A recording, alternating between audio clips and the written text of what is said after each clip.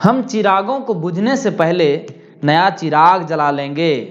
आने वाला वक्त हमारा है, हम ये दुनिया को दिखा देंगे। दोस्तों, एग्जाम सीरीज के इस नए वीडियो किताब को पढ़ने का सही तरीका क्या है, मैं आप सभी का स्वागत करता हूं। ये वीडियो पढ़े हुए विषय को एग्जाम तक कैसे याद रखें का अगला भाग है। तो यदि आपने वो वीडियो नहीं देखी है तो पहले आप उस वीडियो को देख लीजिए, उसके बाद इस वीडियो को देखिए, तो आप इसे और अच्छे तरीके से समझ पाएंगे। मैं उस वीडियो का लिंक डिस्क्रिप्शन बॉक्स और कमेंट बॉक्स में दे दूंगा। सबसे पहले देखते हैं कि हमने जो पिछली वीडियो देखी थी अभी तक उससे हमने क्या सीखा है, उसका एक रिकैप ले लेते हैं।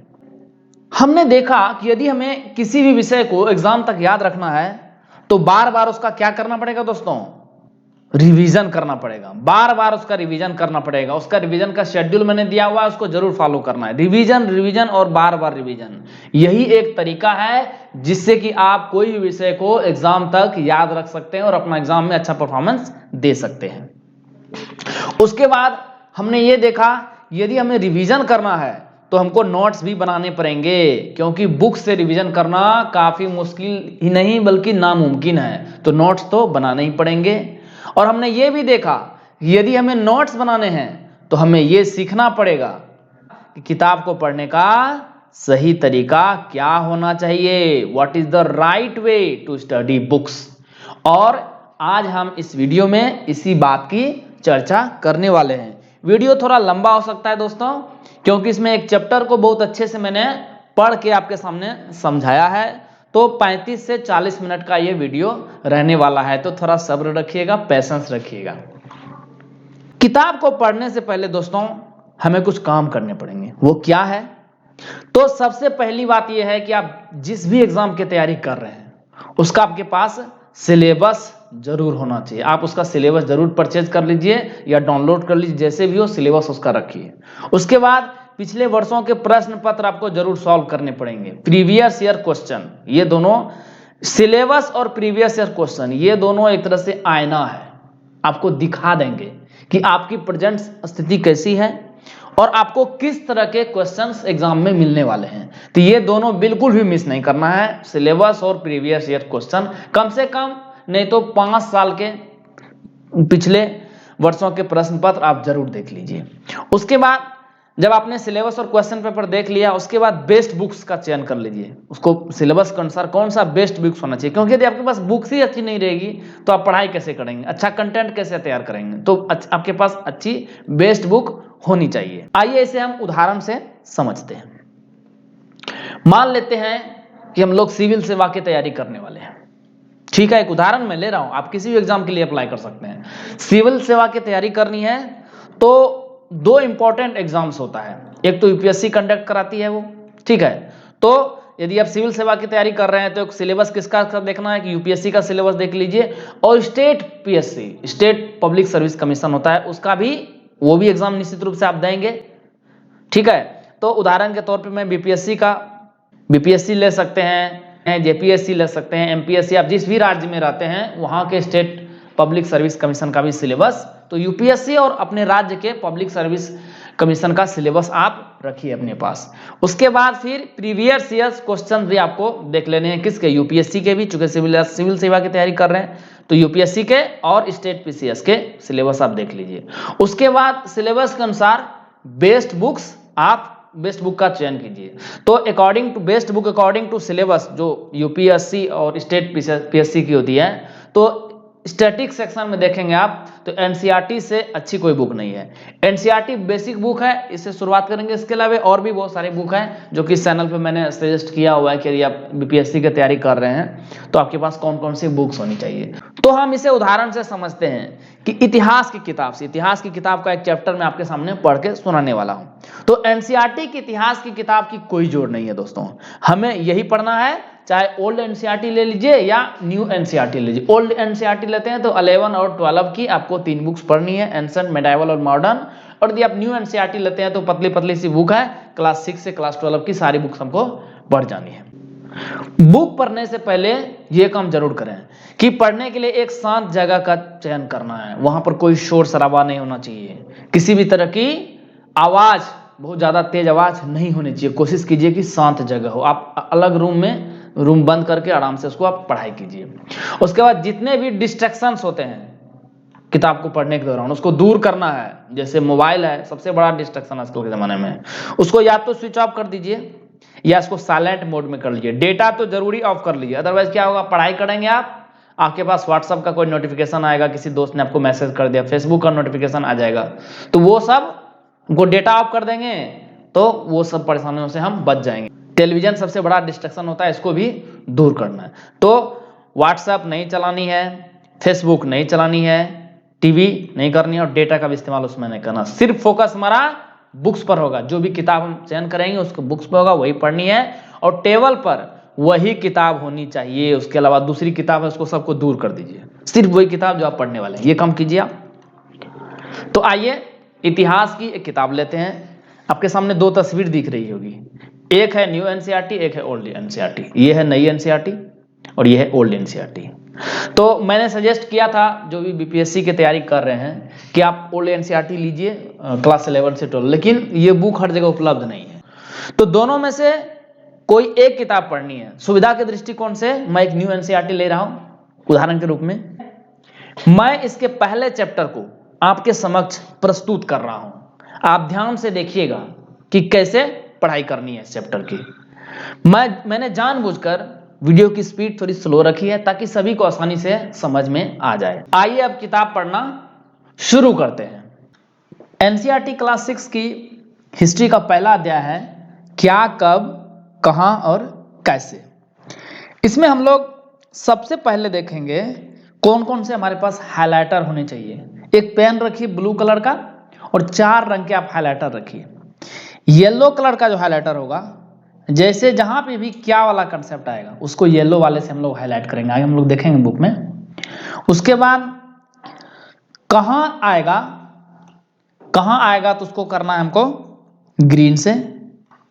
उसके बाद कैसे आएगा तो उसको करना है ब्लू से। और अंत में कब, यानी जब कोई डेट आएगी स्पेसिफिक, तब उसको हम लोग करेंगे रेड से। तो 4 कलर के हाइलाइटर हमारे पास होने चाहिए। तो इससे पहले कि इस चैप्टर को शुरू करें, सबसे पहले हमको क्या करना है, इसके क्वेश्चन को देखना है। जी हाँ बिल्कुल, इसके क्वेश्चन को देखना है। क्वेश्चन को देखने से पता चल जाएगा कि इसमें इंपॉर्टेंट क्या क्या चीज़ है। तो हम लोगों ने प्रीवियस ईयर्स क्वेश्चन देख लिया है, सिलेबस को देख लिया है।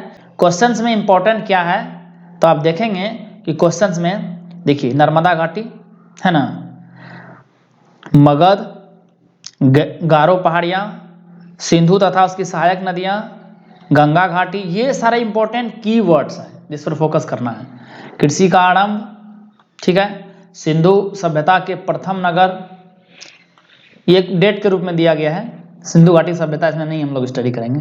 गंगा घाटी के नगर, मगध का बड़ा राज्य 2500 वर्ष पूर्व, वर्तमान जो है लगभग 2000 वर्ष पूर्व है। मीन्स ये डेट, पहला बड़ा राज्य, आकेठक तथा संग्राहक, लगभग 2500 वर्ष पूर्व के नगर, आरंभिक कृषि, प्रथम नगर, पांडुलिपि हो गया, अभिलेख हो गया, ये इंपॉर्टेंट टर्म्स हैं, इसको हम लोग देखेंगे। फिर यहाँ देखिए और प्रश्न में देखते हैं पुरातत्वविद, इसको हम लोग देखेंगे क्या है ये। उसके बाद बस किसानों का जीवन के बारे में थोड़ा सा चर्चा है इसमें, ये देख लेंगे। राजा और किसान के बारे में यदि थोड़ा चर्चा मिलेगा तो इसको देख लेंगे। बस हमने क्वेश्चंस को देख लिया। अब हम आते हैं चैप्टर के शुरुआत में। अब हम लोग इसको स्टडी करना शुरू करते हैं। जो जो भी इंपॉर्टेंट, क्योंकि हमारा लक्ष्य क्या है, नोट्स बनाने हैं हमको, तो जो जो भी इंपॉर्टेंट टर्म्स या वर्ड या डेट रहेगा, जैसे कि यहाँ पर है क्या, कब, कहाँ और कैसे, तो उसको हम लोग हाईलाइट करेंगे या अंडरलाइन करेंगे। तो देखिए हम कैसे करते हैं इसको, चैप्टर को पढ़ना हम शुरू करते हैं। रसीदा बैठी अखबार पढ़ रही थी, अचानक उसकी निगाह एक सुर्खी पर पड़ी, 100 साल पहले। वह सोचने लगी यह कोई कैसे जान सकता है कि इतने वर्षों पहले क्या हुआ था। तो ये इंपॉर्टेंट नहीं है, चलिए ये कहानी एक रूप में था। कैसे पता लगाएं, यह जानने के लिए कि कल क्या हुआ था तुम रेडियो सुन सकते हो, टेलीविजन देख सकते हो या फिर अखबार पढ़ सकते हो। साथ ही यह जानने के लिए कि पिछले साल क्या हुआ था तुम किसी ऐसे व्यक्ति से बात कर सकते हो जिससे उस व्यक्ति की स्मृति हो। लेकिन बहुत पहले क्या हुआ था यह कैसे जाना जा सकता है, ये भी देखिए अंडरलाइन करने के लिए इंपॉर्टेंट नहीं है, क्योंकि ये सारी कहानियां हैं, रिवीजन में बिल्कुल काम नहीं आने वाली है। अतीत के बारे में हम क्या जान सकते हैं? अतीत के बारे में बहुत कुछ जाना जा सकता है। अब देखिए आया हाइलाइटर का काम। अब हम लोग पीला का इस्तेमाल, क्या जो कंसेप्ट है, जो क्या है, हम अतीत के बारे में क्या जान सकते हैं? जैसे क्या खाते थे, क्या कपड़े पहनते थे, किस तरह के घरों में रहते थे, और हम इसमें क्या जान सकते हैं? आखेटकों यानी शिकारियों के बारे में, पशुपालकों के बारे में, कृषकों के बारे में, शासकों के बारे में, व्यापारियों के बारे में, पुरोहितों के बारे में, शिल्पकारों के बारे में, कलाकारों के बारे में, संगीतकारों के बारे में, या फिर वैज्ञानिकों के जीवन के बारे में जानकारियां हासिल कर सकते हैं। यही नहीं, हम यह भी पता कर सकते हैं कि उस समय बच्चे कौन कौन से खेल खेलते थे, कौन सी कहानियां सुनते थे, कौन सा नाटक देखा करते थे, और कौन कौन से गीत गाते थे। बस इसमें इतना हो गया। अब है लोग कहाँ रहते थे, यानी वेयर, कहाँ का, इसको हम लोग ग्रीन से करेंगे। तो लोग कहाँ रहते थे, तो मानचित्र एक अभी आने वाला है, मैं नर्मदा नदी का पता लगाओ। चलिए मानचित्र को देख ही लेते हैं हम। ये देखिए, ये मानचित्र है, ये देखिए यहाँ है ना नर्मदा नदी, तो ये नर्मदा नदी दिखाई पड़ रही होगी। तो चलिए अब फिर वापस आते हैं हम लोग इस पे। तो कई लाख वर्ष पहले, कई लाख वर्ष पहले, तो यहाँ इसमें हम लोग अंडरलाइन कर देंगे लाख वर्ष पहले, कई लाख वर्ष पहले, है ना, ये हो जाएगा। लोग इसी तट पर रहते थे। कहाँ पे रहते थे? नर्मदा नदी पर। नर्मदा नदी भी इंपॉर्टेंट हो गया। यहाँ रहने वाले आरंभिक लोगों में से कुछ संग्राहक थे, मतलब जो भोजन को इकट्ठा करते थे। वो आसपास के जंगल की विशाल संपदा से परिचित थे। अपने भोजन के लिए क्या करते थे? देखिए भोजन पर अंडरलाइन करेंगे। भोजन के लिए क्या करते थे? जड़ों को, फलों को, जंगल के अन्य उत्पादक को, जंगल के अन्य उत्पादों को यहीं से संग्रह किया करते थे, इसीलिए उसका नाम रखा गया संग्राहक, है ना, उसी नाम रखा गया संग्राहक। और जानवरों का आखेट यानी शिकार भी करते थे। बस यही इंपॉर्टेंट हो गया हमारे लिए। जब तुम उत्तर पश्चिम की सुलेमान और किरथार पहाड़ियों का पता लगाओ, अब ये करना है हमको। तो देखिए ये कहाँ है सुलेमान और इसकी किरथार की पहाड़ियां, इसको आप देखिएगा। ये देखिए यहाँ सुलेमान की पहाड़ियां दिख रही है आपको, किरथार की पहाड़ियां दिख रही है ना। तो ये सुलेमान और किरथार की पहाड़ियां हैं। तो पता लगा लिया हमने मैप में कहाँ पर है। मैप को भी हमने अंडरलाइन कर लिया कि वो कौन कौन सा जगह है। इसी क्षेत्र में कुछ ऐसे स्थान है जहाँ लगभग 8000 वर्ष पूर्व, ये देखिए हमारे सामने डेट आ गया। जैसे डेट आता है हमको रेड कलर का लेना है और बस उसको कर लेना है। 8000 वर्ष पूर्व डेट को हमने कर लिया। स्त्री पुरुषों ने सबसे पहले, अब देखिए फसल का नाम आ रहा है तो फिर हम लोग फिर ग्रीन से चले जाएंगे। सबसे पहले गेहूं तथा जौ जैसी फसलों को उपजाना आरंभ कर दिया था। मतलब यहाँ से खेती की स्टार्ट होती है। तो पूछा जाएगा सबसे पहले जो फसल उपजाई गई थी कहाँ पर, तो सुलेमान और किरथार पहाड़ियों के पास। तो ये सुलेमान और किरथार पहाड़ियों को भी आप अंडरलाइन कर लीजिए, ये भी इंपॉर्टेंट हो गया, है ना, इसको हम लोग अंडरलाइन कर लेंगे। उन्होंने भेड़, बकरी, अब ये भी देखिए इंपॉर्टेंट है, कौन कौन से जानवर हुआ करते थे। भेड़ थे, बकरी थे, गाय बैल जैसे पशुओं को पालतू बनाना शुरू कर दिया था। तो पशुओं को क्या करता था? पालतू बनाना चालू कर दिया। उस समय के लोग गांवों में रहते थे, ये भी इंपॉर्टेंट हो गया। उत्तर पूर्व में चले जाएंगे मैप में भी। उत्तर पूर्व में देखिए, अब आते हैं हम लोग, ब्लैक कलर का एक पेन लेते हैं, ब्लैक या ब्लू का। गारो की पहाड़ियां, ये देखिए आपको दिखाई पड़ेगी, ये देखिए गारो की पहाड़ियां दिखाई पड़ा। तो ये गारो की पहाड़ियां हैं। तथा भारत में विंध्य, अब देखेंगे विंध्य की पहाड़ियां ढूंढेंगे। यहाँ देखिए बीच में, यहाँ पर नर्मदा नदी के जस्ट ऊपर में विंध्य की पहाड़ियां दिख रही है, इसको भी हमने अंडरलाइन कर दिया। तो विंध्य पहाड़ियों का पता लगा लिया हमने। ये कुछ ऐसे अन्य क्षेत्र थे जहां पर क्या हुआ था? कृषि का विकास हुआ था। तो फिर से हम लोग ग्रीन का हाइलाइटर लेंगे, कृषि का विकास। तो ये कृषि का विकास हुआ था। यही सबसे पहले चावल, देखिए वेरी वेरी इंपॉर्टेंट। तो गारो और विंध्य पहाड़ियां, यहीं पर सबसे पहले कृषि का विकास हुआ था और पहले चावल उपजाया गया था। जहां सबसे पहले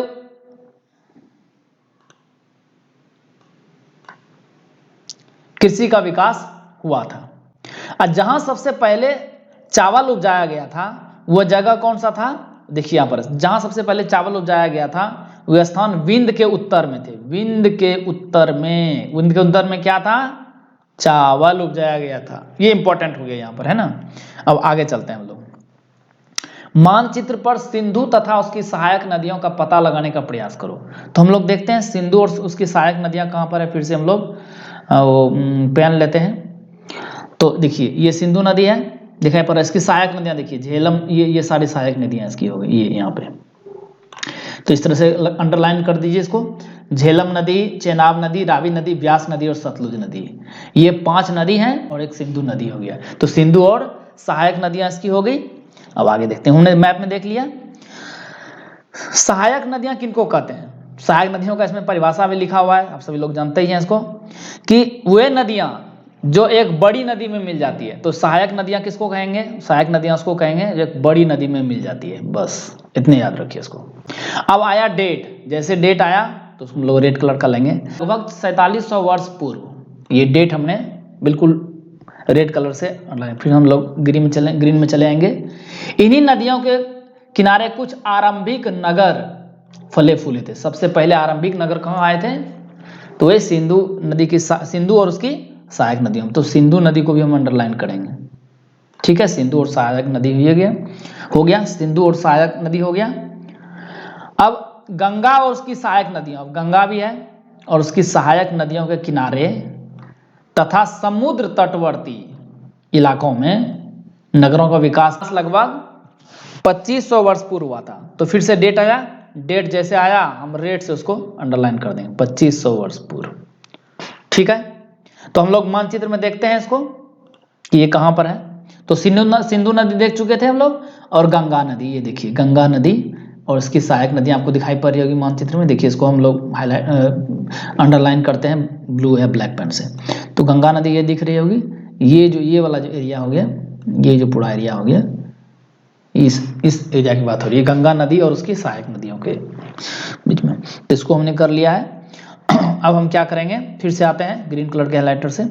तो गंगा तथा उसकी सहायक नदी सोन का पता करो, हमने देख लिया था। गंगा नदी यहाँ था, उसके जस्ट नीचे देखिए सोन नदी है। सोन नदी को फिर से देखिए हम लोग हाईलाइट करेंगे। ये देखिए यहाँ सोन नदी दिखाई पड़ा, ये सोन नदी है। यहाँ ये गंगा नदी था, है ना। गंगा नदी और सोन नदी के किनारे क्या हुआ था? गंगा के दक्षिण में इसी नदियों के आसपास का क्षेत्र प्राचीन काल में मगध, तो ये इंपॉर्टेंट हो गया, मगध। प्राचीन काल में मगध, वर्तमान में बिहार के नाम से जाना जाता है, इसको जाना जाता है। इसके शासक बहुत शक्तिशाली थे। तो जो शासक थे यहाँ के क्या थे? बहुत ही शक्तिशाली थे।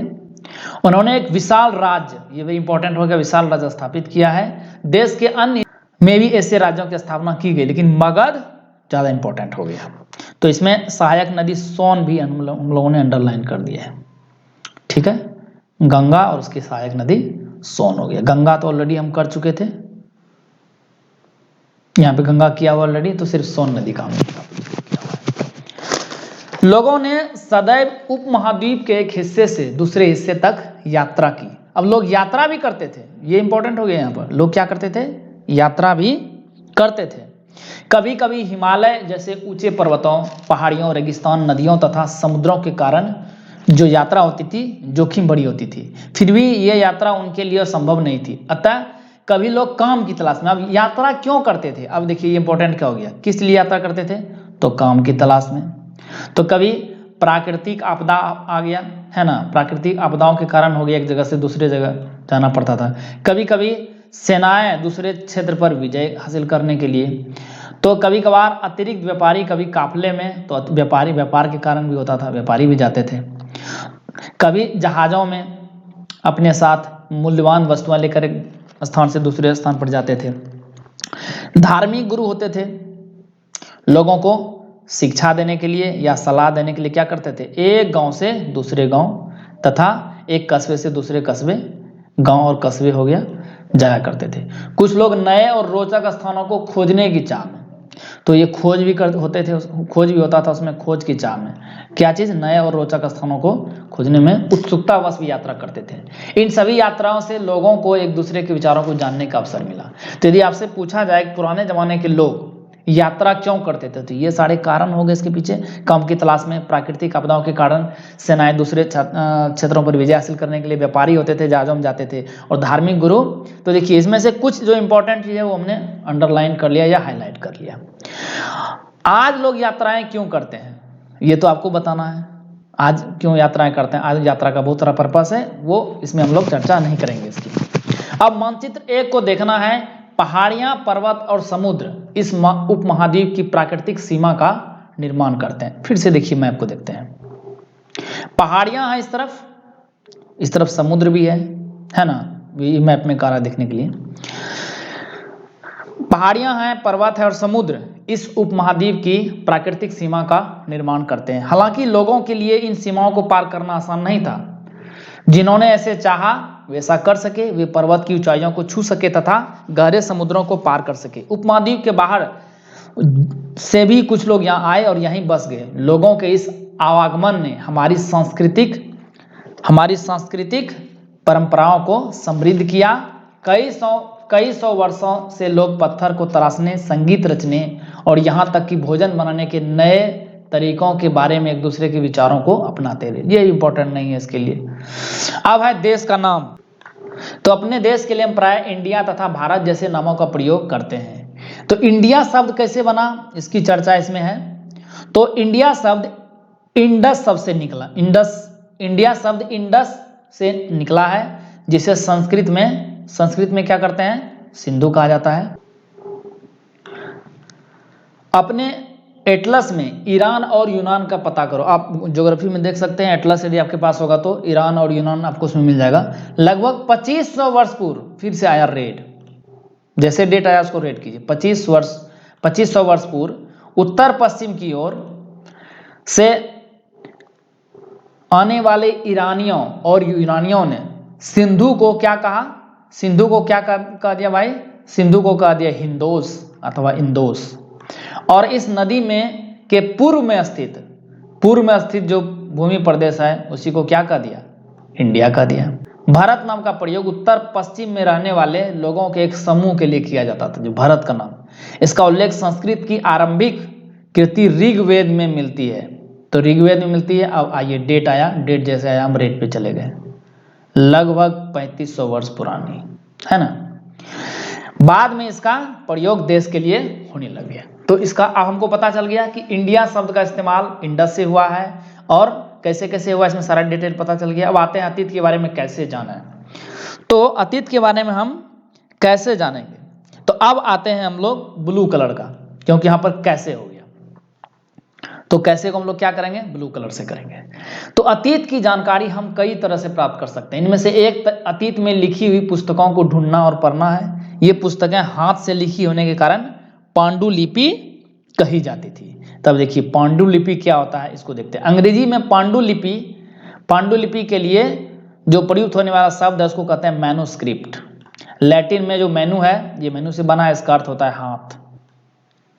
ठीक है, हाथ है। ये पांडुलिपियां प्राय किससे होती थी, वो तारपत्रों से अथवा हिमालय क्षेत्र में उगने वाले भूर्ज नामक पेड़ की छाल, भूर्ज नामक पेड़ की पाल होता था। भूर्ज नामक पेड़ की छाल से विशेष तरीके से तैयार भोजपत्र पर लिखती है। तो ये पांडुलिपि जो मिलती है हमको तारपत्रों पे लिखी हुई किताब मिलती है। ठीक है, देखिए सामने जो उदाहरण दिख रहा है आपको, ये पांडुलिपि है। तो तारपत्रों से बनी पांडुलिपि का एक पृष्ठ यहाँ पर दिया गया है। यह पांडुलिपि लगभग 1000 वर्ष पहले लिखी गई थी। कब लिखी गई थी, 1000 वर्ष पहले।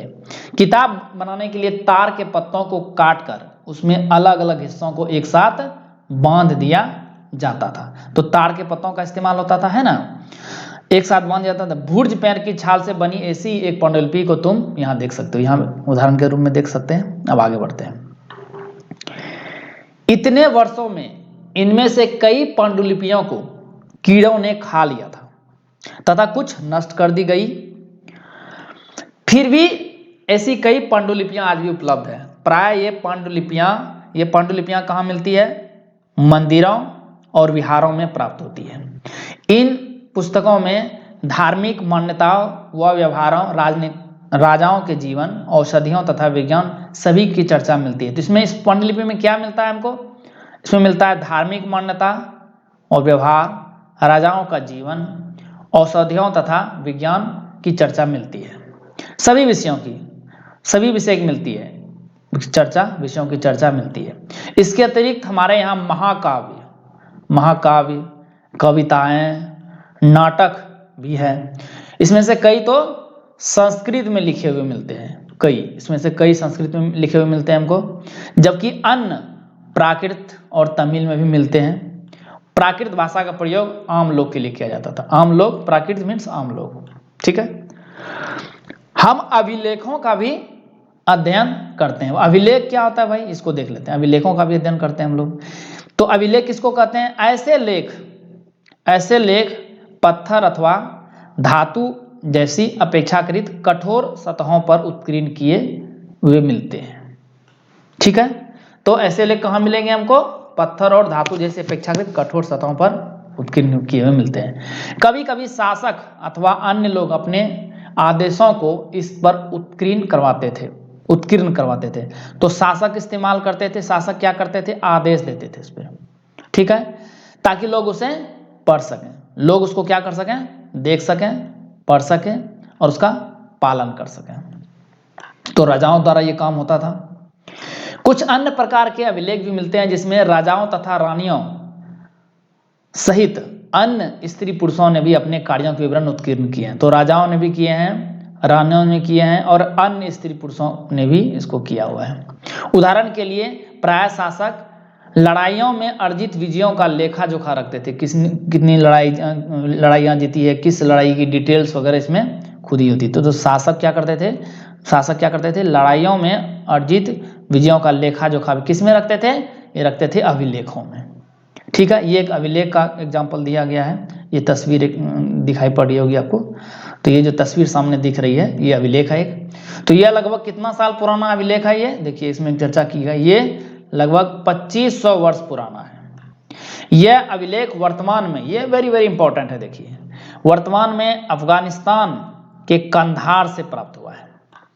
यह अभिलेख अशोक नामक शासक के आदेश पर उत्कीर्ण करवाया गया था। इस शासक के विषय में तुम अध्याय 8 में पढ़ोगी। तो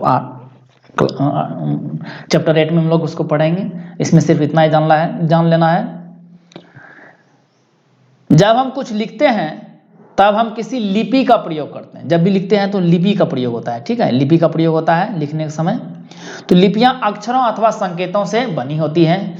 जब हम कुछ बोलते अथवा पढ़ते हैं तब हम एक भाषा का प्रयोग करते हैं। जब बोलते हैं और पढ़ते हैं तो लिपि और भाषा में भी अंतर देखिए यहाँ पर दिया हुआ है। चूंकि एनसीईआरटी क्लास 6 की है तो बेसिक भी दिया हुआ है। तब हम भाषा का इस्तेमाल करते हैं। लिखते समय लिपि और बोलते और पढ़ते समय भाषा का प्रयोग करते हैं। यह अभिलेख इस क्षेत्र में प्रयुक्त होने वाली यूनानी तथा आरामेइक नामक 2 भिन्न लिपियों तथा भाषाओं में है। तो ये वेरी इंपॉर्टेंट हो गया कि ये जो अशोक का जो कंधार से मिला है ये अभिलेख, ये किस भाषा में है? तो यूनानी और अरमेइक में है, ये दोनों भाषाओं में, ठीक है। तो क्या तुम बता सकती हो कठोर सतह पर लेख लिखवाने में क्या क्या लाभ थे, ऐसा करवाने में क्या क्या कठिनाइयां आई थी? आप खुद सोचिए क्या होगा।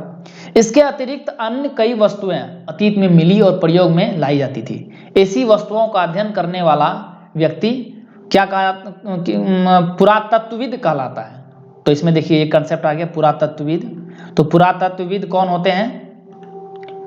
इसके अतिरिक्त अन्य कई वस्तुएं अतीत में बनी और प्रयोग में लाई जाती थी। ऐसी वस्तुओं का अध्ययन करने वाला व्यक्ति पुरातत्वविद कहलाता है। पुरातत्वविद पत्थर और ईंट से बनी इमारतों के अवशेषों, तो ये पुरातत्वविद जो क्या काम करते हैं? वो पत्थर हो या ईंट से बने इमारतों का अवशेष को देखेंगे, चित्रों को देखते हैं, मूर्तियों का अध्ययन करते हैं। वे औजारों को भी देखते हैं, हथियारों को भी देखते हैं, बर्तनों को भी देखते हैं, आभूषणों को भी देखते हैं, है ना, तथा सिक्कों की प्राप्ति के लिए छानबीन करते हैं। वो क्या करते हैं? वो छानबीन करते हैं और खुदाई भी करते हैं। उनमें से कुछ वस्तुएं जो होती है पत्थर की बनी हो सकती है, कुछ पक्की मिट्टी की बनी हो सकती है, कुछ धातु की बनी हो सकती है। ऐसे तत्व कठोर होते हैं तथा जल्दी नष्ट न होने वाले होते हैं, तो जल्दी नष्ट नहीं होंगे। पुरातत्वविद जानवरों, चिड़ियों, मछलियों की हड्डियां भी ढूंढते हैं, ठीक है। इससे यह जानने में मदद मिलती है कि लोग क्या खाते थे। वनस्पतियों के अवशेष बहुत मुश्किल से बच पाते हैं। यदि अन्न के दाने अथवा लकड़ी के टुकड़े जल जाते हैं तो वे जले हुए रूप में बचे। तो अन्न के दाने भी या लकड़ी के टुकड़े जो जल जाते थे वो भी अवशेष ये भी बचे रहते थे। तो क्या पुरातत्वविदों को बहुधा कपड़ों का अवशेष मिलते होंगे, कपड़ा का मिलता होगा, ये आप खुद सोचिए। तो पांडुलिपि हो गया या अभिलेख हो गया और पुरातत्व से ज्ञात जानकारियों के लिए प्राय लोग स्रोत शब्द का इस्तेमाल करते हैं, जिसको अंग्रेजी में सोर्सेस कहा जाता है। इतिहासकार उन्हें कहते हैं कि जो अतीत का अध्ययन करते हैं। इतिहासकार किसको कहेंगे, अभी इतिहासकार का परिभाषा दिया गया। इतिहास उनको कहते हैं जो अतीत का अध्ययन, बस इतना अंडरलाइन कर लीजिए, जो अतीत का अध्ययन करेंगे उसको इतिहासकार कह देंगे। स्रोत के प्राप्त होते ही अतीत के बारे में पढ़ना बहुत ही रोचक हो जाता है, क्योंकि इन स्रोतों की सहायता से हम धीरे धीरे अतीत का, स्रोतों की सहायता से क्या करते हैं, अतीत का पुनर्निर्माण, एक कहानियां रचने की, ऐसा था तो ऐसा हुआ होगा। अतः इतिहासकार जो हो गए, यानी इतिहासकार और पुरातत्वविद, वो क्या करते हैं, जासूस की तरह होते हैं। तो सभी स्रोतों का प्रयोग सुराग के रूप में करते हैं, है ना, सुराग के रूप में करके अतीत को जानने का प्रयास करते हैं। अब है अतीत एक या अनेक। क्या तुमने इस पुस्तक के शीर्षक हमारे अतीत पर ध्यान दिया? इस किताब का नाम क्या है, हमारे अतीत। तो यहाँ अतीत शब्द का प्रयोग, जो अतीत शब्द है वो बहुवचन के रूप में हुआ है, किसी एक का अतीत नहीं है, ये बहुवचन के रूप में इस्तेमाल हुआ है। तो अतीत शब्द का प्रयोग बहुवचन के रूप में किया गया है। ऐसा इस तथ्य की ओर ध्यान दिलाने के लिए किया गया है कि अलग अलग समूह के लोगों के लिए इस अतीत के अलग अलग मायने थे। उदाहरण के लिए मानते हैं पशुपालकों तथा कृषकों का जीवन राजाओं और रानियों के जीवन से, तथा इसमें राजा भी हो गए, रानियां भी हो गई, तथा व्यापारियों का जीवन शिल्पकारों से बिल्कुल क्या था, भिन्न था।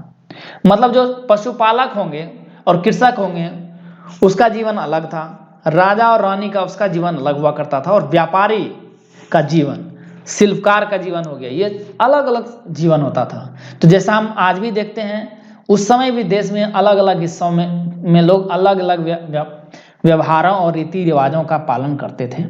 उदाहरण के लिए आज अंडमान द्वीप के अधिकांश लोग क्या करते हैं, अपना भोजन मछलियां पकड़ के करते हैं, शिकार करके करते हैं, फल फूल के संग्रह से प्राप्त करते हैं।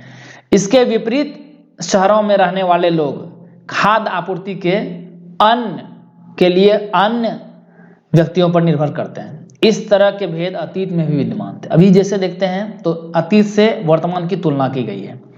इसके अतिरिक्त एक अन्य तरह का भेद है। उस समय शासक अपनी विजयों का लेखा जोखा रखते थे। शासक जो होते थे उसके पास तो बहुत पैसा था, बहुत सारे लोग थे उसके लिए काम करने के लिए, तो विजयों का लेखा जोखा हमने देखा था।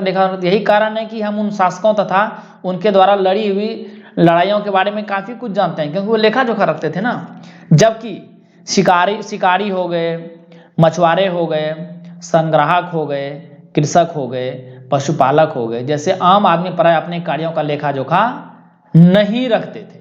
पुरातत्व की सहायता से हमें उनके जीवन के में मदद मिलती है। हालांकि अभी भी इनके बारे में बहुत कुछ जानना शेष है। मतलब राजा रानी और उसके विजय की तो बहुत सारी कहानियां मिल जाएगी, लेकिन यदि हमको जानना पड़े कि शिकारी का जीवन कैसा हुआ करता था, मछुआरे का जीवन कैसा होता था, संग्राहक का जीवन कैसा होता था, कृषक का जीवन कैसा होता था, पशुपालक का जीवन कैसा होता था, और तो उसका लेखा जोखा मिलता ही नहीं है कहीं भी, है ना।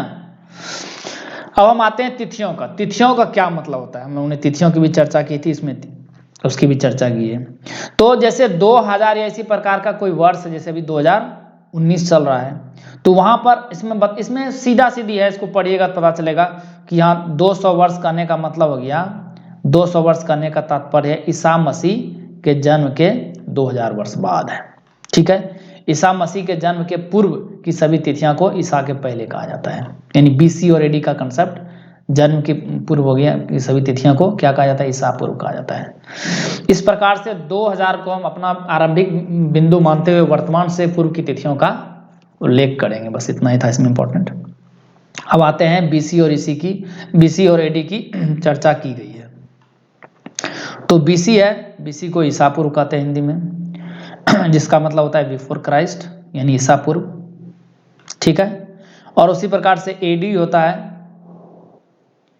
हिंदी में ईस्वी भी कहा जाता है, तो इसका फुल फॉर्म होता है एन्नो डोमिनी, ये दो लैटिन शब्दों से बना। इसका तात्पर्य क्या होता है? तात्पर्य होता है ईसा मसीह के जन्म के वर्ष से। एडी मतलब in the year of Lord. कभी कभी एडी की जगह पर सीई का भी इस्तेमाल होता है और बीसी की जगह पर बीसी का भी प्रयोग होता है। सी अक्षरों का प्रयोग कॉमन इरा, सी का मतलब हो गया कॉमन इरा और बीसी हो गया बिफोर कॉमन इरा, है ना। इन शब्दों का प्रयोग इसीलिए करते हैं क्योंकि विश्व के अधिकांश देशों में अब इस कैलेंडर का प्रयोग सामान्य हो गया है। भारत में तिथियों के इस रूप का प्रयोग लगभग 200 वर्ष पूर्व आरंभ हुआ था। इससे पहले हम लोग इस तिथि का इस्तेमाल नहीं करते थे। कभी कभी अंग्रेजी के बीपी अक्षरों का प्रयोग होता है। तो बीपी हो गया, बीपी का मतलब हो गया बिफोर प्रेजेंट, यानी वर्तमान से पहले, है ना। अब अन्यत्र, ये तो भारत की कहानी थी। अन्यत्र में क्या कहानी चल रहा था भाई? तो जैसा कि हमने पढ़ा, अभिलेख कठोर सतहों पर उत्कीर्ण कराए जाते हैं।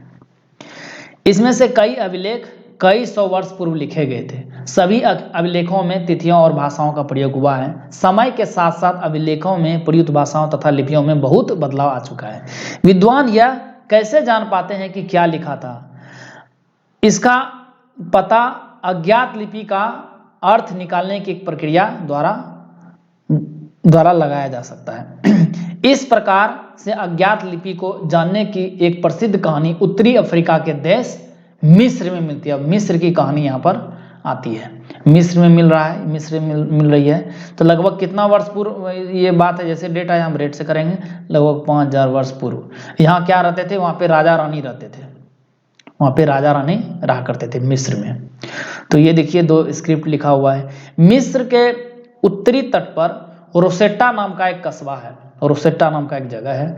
यहाँ से एक ऐसा उत्कीर्णित पत्थर मिला है जिस पर एक ही लेख 3 भिन्न भाषाओं तथा लिपियों, एक यूनानी है और एक मिस्र लिपि के 2 प्रकार, मतलब 3 भिन्न भाषा का और लिपियों का प्रयोग हुआ है। कुछ विद्वान यूनानी भाषा पढ़ सकते थे, तो उन्होंने बताया कि यहाँ राजाओं तथा रानियों के नाम एक छोटे से फ्रेम में दिखाए गए हैं। छोटे से फ्रेम में राजा और रानियों के नाम दिखाए गए हैं। इसे कारतूस कहा जाता है। तो एक फ्रेम होता था राजा और रानियों का फ्रेम होता था, उसको कारतूस कहा जाता है। इसके बाद विद्वानों ने यूनानी तथा मिस्री संकेतों को अलग अलग रखते हुए मिस्री अक्षरों की समानार्थक ध्वनियों की पहचान की। जैसा कि तुम देख सकते हो यहाँ एल अक्षर के लिए शेर, जैसे एल अक्षर आएगा उसके लिए शेर, और ए अक्षर के लिए चिड़िया का प्रयोग करते हैं। एक बार जब उन्होंने यह जान लिया कि विभिन्न अक्षर किनके लिए प्रयुक्त हैं, वे आसानी से अन्य अभिलेख भी पढ़ सकते थे। तो इस प्रकार से ये चैप्टर हमारा समाप्त हुआ। ये चैप्टर क्या, कब, कहां और कैसे, ये है पढ़ने का तरीका दोस्तों। ये हमने पढ़ लिया, इसका मतलब हमने इंपॉर्टेंट, अब हम दोबारा जब पढ़ेंगे तो ये पूरी राम कहानी हम नहीं पढ़ने वाले हैं। जो हमने हाईलाइट किया हुआ है सिर्फ उसी को पढ़ेंगे, उसी को पढ़ के हम नोट्स बनाएंगे। तो हमारे सामने जो बुक है, अब हमारे सामने बुक कोरा कागज नहीं है, बल्कि उसमें हाईलाइट किए हुए कुछ टर्म हैं, कुछ शब्द हैं, कुछ तिथियां हैं। देखिए हर जगह हमने हाईलाइट किया हुआ है।